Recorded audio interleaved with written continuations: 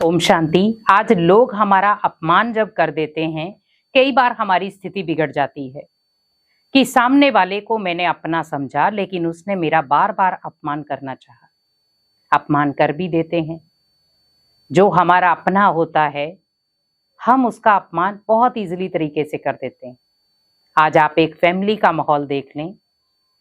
हमारे छोटे हैं, बड़े हैं, कई बार हम सोचते हैं हमारे घर के ही तो सदस्य हैं, मैं कुछ भी बोल दूं क्या फर्क पड़ता है। लेकिन आप सोचिए कि भले आपके वो घर के सदस्य हैं, लेकिन अगर कर्मों के अकॉर्डिंग देखा जाए तो वो कहीं ना कहीं आपसे कर्मों का हिसाब किताब लेने आए हैं। क्योंकि कहीं ना कहीं आज अपमानवश व्यक्ति बहुत सारी चोटें खा रहा है, बहुत सारे दुख दर्द से गुजर रहा है। वो अपनों के सामने ये भी नहीं कह सकता कि आप मेरा अपमान कर ही क्यों रहे हैं। आज देखें, कहीं ना कहीं हमारी मानवता ही लोप हो रही है। हमारे अंदर के संस्कार लोप हो रहे हैं। जहां पर पहले कहा जाता था कि बड़ों के आगे ऊंची आवाज में बात मत करो, लेकिन आज हम कह सकते हैं किसी को। आज हमारे ही बच्चे अगर बुजुर्ग दादा दादी को उल्टा सुल्टा बोल रहे हैं ऊंची आवाज में, तो हम और खुश होते हैं, क्योंकि हम संस्कार ऐसे दे रहे हैं। हमारी सभ्यता ऐसी बन गई है। क्यों बनी है ऐसी? आखिर हम क्यों नहीं दे पा रहे वो अच्छे संस्कार?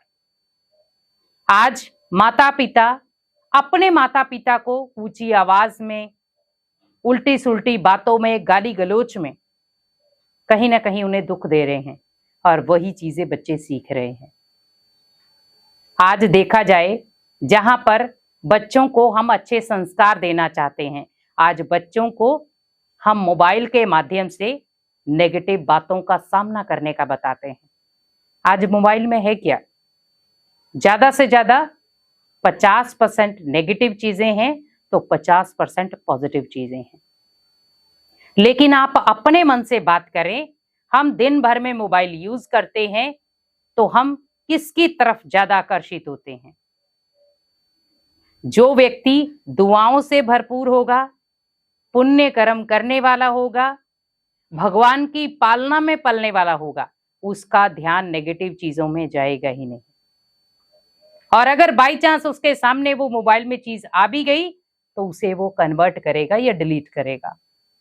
लेकिन जिसका पूरा ध्यान ही नेगेटिव चीजों में है, उसे मजा आएगा। वो बार बार सोचेगा मैं कौन सी और चीजें नेगेटिव आ रही। आज कई बार हम किसी के दुख दर्द को भी, उस दुख दर्द के आधार पर हम मोबाइल में बहुत सारी चीजें बना देते हैं। आखिर क्यों? क्या मजा आ रहा है हमें?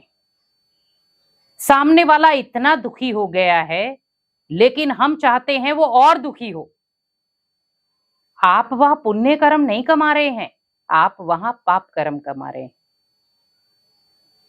कहीं ना कहीं आज मान लो उसने कोई गलती कर दी है, कोई ना कोई पाप कर दिया है, तो आपका कोई हक नहीं बनता कि आप उसका अपमान करें। अगर आप किसी को क्षमा कर नहीं सकते तो आपको भगवान ने अपमान करने की भी अथॉरिटी नहीं दी है। तो अगर कोई व्यक्ति आपका अपमान कर रहा है तो आप उस समय अपने सम्मान में स्थित हो जाएं,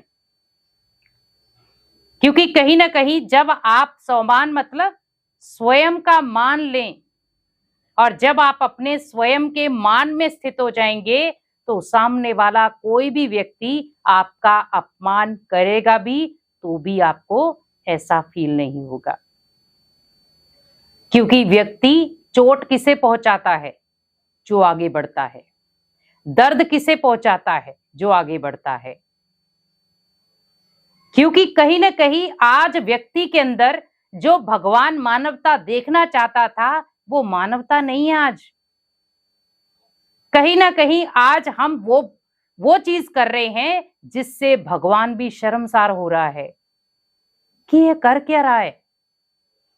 जिस मानव को मैंने एकता के सूत्र में बांध कर नीचे भेजा था, आज वही मानव एक दूसरे का प्यासा हो गया है, एक दूसरे का अपमान कर रहा है।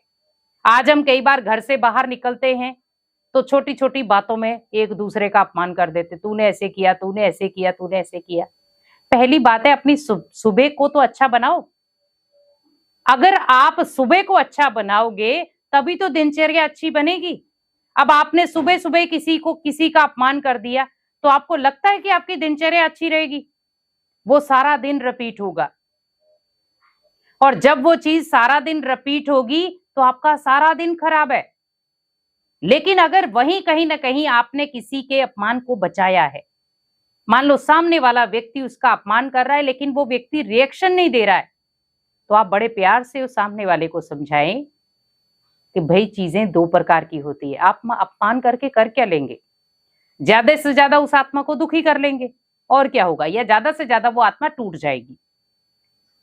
लेकिन हमें यहां पर ध्यान रखना है कि अगर कोई आपका अपमान कर रहा है तो आपको अपनी पॉजिटिव शक्ति से उस अपमान का सामना करना है। जब आपके संकल्पों में पॉजिटिव शक्ति होगी, अपने आप को इतना पावरफुल बना दे कि सामने वाला अगर आपका अपमान कर भी रहा है लेकिन आपको फर्क ना पड़े। और फर्क क्यों नहीं पड़ेगा? क्योंकि आपके अंदर बहुत सारी पॉजिटिव पावर हो। तो जब आपके माइंड में बहुत सारे पॉजिटिव थॉट्स होंगे, पॉजिटिव पावर होगी, पॉजिटिव शक्तियों का ऑरा मंडल होगा, तो लाख कोशिश कर ले कोई आपके अपमान करने की, लेकिन आपको अपमान की फीलिंग आएगी नहीं। अपमान की फीलिंग क्यों आती है? कहीं ना कहीं कोई कोना खाली रह जाता है। और किस चीज का? सम्मान का। मुझे कोई सम्मान दे, मेरा कोई मान रखे। क्योंकि जब हम किसी चीज को मांगते हैं तो मांगने से वो चीज प्रॉपर नहीं मिलती, और वही चीज अगर आप अधिकार से लेते हैं तो हमें वो प्रॉपर मिलती है। भगवान से हमें अधिकार से अपना सम्मान लेना है।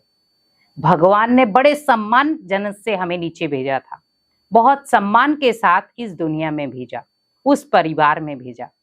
अगर कोई आपकी वैल्यू नहीं समझ पा रहा है तो वहां पर हताश होने की जरूरत नहीं है।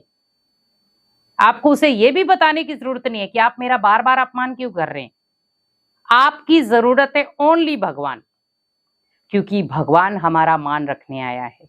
भगवान हमारा रोज सम्मान करता है। तभी आपने देखा होगा जब भी हम शिवालय में जाते हैं, शिवलिंग के साथ बहुत सारे शालिग्राम होते हैं, तो भगवान ने ओनली अपना मान नहीं बढ़ाया, भगवान ने हम सब बच्चों का मान बढ़ाया। तो वो शालिग्राम कौन थे? हम बच्चे, जो किसी स्थिति में डाउन है तो किसी स्थिति में अप है। हर शालिग्राम को एक जैसा दिखाते? नहीं दिखाते। किसी को छोटा तो किसी को बड़ा, किसी को लंबा तो किसी को चौड़ा। वैसे ही यहां पर सोचें कि जब भगवान ही मेरा मान बढ़ा रहा है तो मुझे दुनिया के अपमान से फीलिंग क्यों आ रही है? दुनिया तो मेरा अपमान करेगी, क्योंकि वो मुझे सम्मान दे ही नहीं सकती। तो मुझे किसी से भिखारी बनके किसी से सम्मान लेने की अपेक्षा रखनी भी नहीं है। रखनी है तो भगवान से रखें, वो भी निस्वार्थ भावना वाली। भगवान मेरा है, वो सम्मान के आधार पर मेरे जीवन को आगे बढ़ा रहा है। तो रोज भगवान का धन्यवाद करें, और जो व्यक्ति आपका अपमान कर रहा है उसका भी धन्यवाद करें, क्योंकि वो अपमान करता है तभी तो आप भगवान से जुड़ते हैं। इसीलिए कहीं ना कहीं भगवान का धन्यवाद करें कि आपने मुझे लाइफ में हमेशा सम्मान दिया है, और आज मैं भी सभी को सम्मान दूंगा, किसी का भी अपमान नहीं करूंगा। ओम शांति।